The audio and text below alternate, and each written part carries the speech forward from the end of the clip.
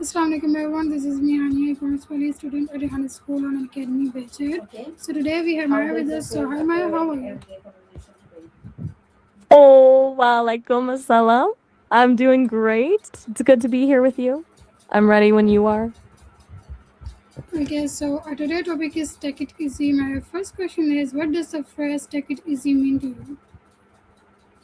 To me, taking it easy is like hitting a reset button. It's that conscious choice to stop rushing for a second and just exist without a to do list hanging over your head. It's less about being lazy and more about giving your mind some actual breathing room. It is. Okay, why do people often feel pressured all the time? I think it's because we're living in a world that treats busy like a badge of honor. There's this constant noise telling you that if you aren't producing something or moving toward a goal every second, you're falling behind. Turns life into a race where the finish line just keeps moving. Okay, can taking things easy actually improve productivity? Absolutely. It sounds counterintuitive, but slowing down actually prevents the burnout. Okay, what are the I'm a bit benefits? lost on that. What are the benefits of slowing down? Slowing down is basically like giving your brain a chance to catch up with your body. You start noticing the details you usually breeze past, and your decision making actually gets sharper because you're not just reacting out of panic. Plus, it's the only way to actually enjoy the things you're working so hard to achieve. Yeah, how can someone stay calm during stressful situations? I'm a big believer in the 3 breath rule. Just taking 3 slow, deep breaths tells your nervous system that you aren't actually in danger, which stops the panic from taking over. Beyond that, it helps to zoom out and ask yourself if this will actually matter in a year. Usually the answer is no, and that takes a lot of the weight off. Why do we feel guilty when we rest? I think it's that internal voice telling us that our value is tied to our productivity. It's like we've been conditioned to feel that, if we aren't earning our keep through work or chores, we're somehow failing. So instead of resting, we just stress rest, where you're lying down, but your mind is still running a marathon of everything you should be doing. Okay, what role does mindset play in living a relaxed life? Mindset is everything because it changes how you view your time. It's the difference between seeing rest as a reward you have to earn and seeing it as a requirement for your brain to function.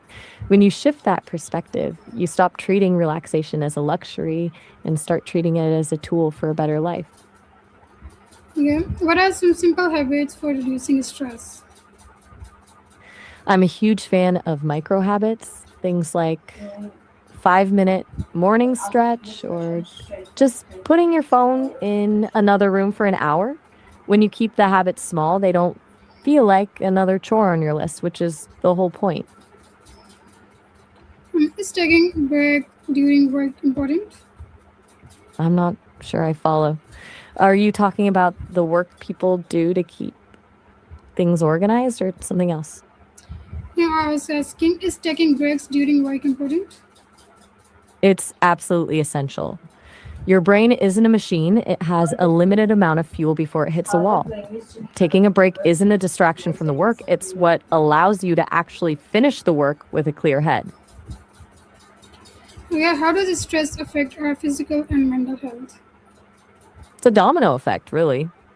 Mentally, it's like having too many tabs open in your browser. Eventually, everything starts to lag and you feel anxious or totally drained. Physically, it's even more direct. Your body stays in fight or flight mode, which can mess with your sleep, give you tension headaches, or even weaken your immune system over time. Okay, can practicing gratitude help us feel more relaxed? Totally.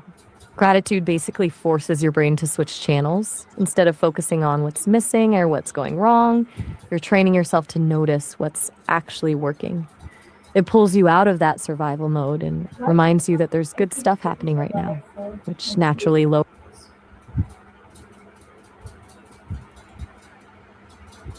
Okay. What are some healthy ways to deal with anxiety? One of the best ways is to ground yourself in the present. I love the 5 to 4, 3 to 2, 1 technique, where you name 5 things you can see, 4 you can touch, 3 you can hear, 2 you can smell, and 1 you can taste. It sounds simple, but it effectively pulls your mind out of the future where the anxiety lives and puts it back in the room you're actually in. Okay. How important is sleep in maintaining a peaceful life? Sleep is the foundation of everything. When you're sleep deprived, your emotional fuse gets incredibly short and everything feels like a crisis. A good night's sleep is basically the only way your brain can properly clean out the mental clutter from the day so you can wake up with a fresh perspective. Can hobbies help reduce stress? They're a lifesaver. Hobbies give you a space where the goal isn't to be productive or successful, it's just to enjoy the process. When you're totally absorbed in something you love, it creates a state of flow that essentially mutes the stress of the rest of your life. I'm sorry, I didn't quite catch that. I'm not sure what you mean by that. Can slowing down make us happier? I'm sorry, I'm a little confused. I didn't quite catch that last part. What did you mean by slowing down? Slowing down. Slowing down. Right, we were talking about how that helps you stay sharper and actually enjoy the things you're working for. Okay. If life had a pause button, I'm still when would you use it?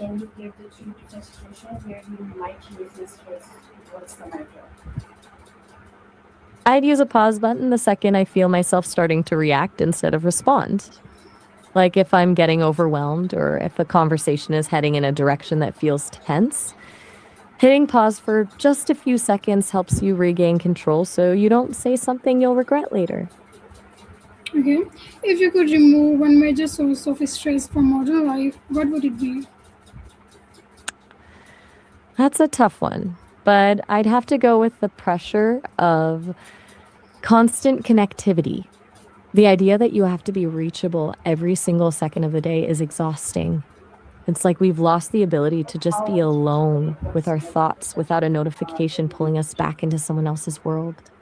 Removing that would give everyone their mental autonomy back. Okay. What's the best piece of advice you have ever heard about staying calm? The best thing I've ever heard is that you can't control the wind, but you can adjust your sails.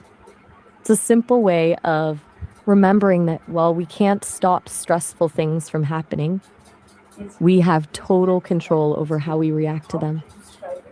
Once you stop fighting the wind and just start steering, the panic usually disappears. Okay. What's one misconception about taking it easy? I think the general concept of taking it easy is that it's a necessity, not a luxury. It's the idea that your value isn't measured by how exhausted you are at the end of the day, but by how well you can balance your ambition with actual peace of mind. Okay. If you had to describe a peaceful life in 3 words, what would they be? Present, patient, and purposeful.